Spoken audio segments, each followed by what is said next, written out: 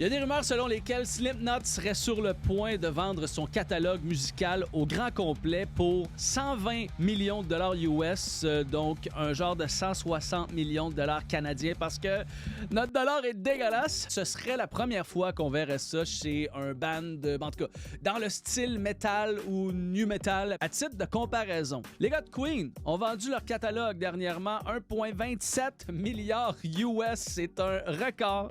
Ça s'est jamais vu. Canadien, là, ça fait 1,7 milliard. Justin Bieber a vendu le sien 268 millions canadiens. Les gars de Pink Floyd ont réussi à faire 555 millions de dollars avec le leur. Katy Perry a vendu le sien 302 millions de dollars. Fait que je pense que pour Slipknot, ça a du sens. C'est moins monnayable du métal. Ceux qui vont acheter ça auront un peu plus de misère à rentabiliser ça. Mais pour revenir à Slipknot, le deal comprend tout ce qu'ils ont fait dans les dernières années depuis 1999. Fait que c'est 7 albums. Le monde qui va acheter ça vont faire de l'argent avec les droits d'auteur, avec les revenus sur les streams.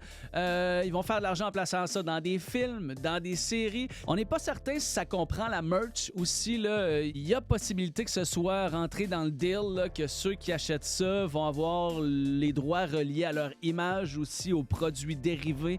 Fait que si Slipknot vend des t-shirts, c'est eux autres qui vont faire le cash là-dessus. Slipknot fait des figurines, des bandes dessinées, c'est eux autres qui vont faire le cash là-dessus. Mais bon, ça a du sens. Vous en pensez quoi, vous autres?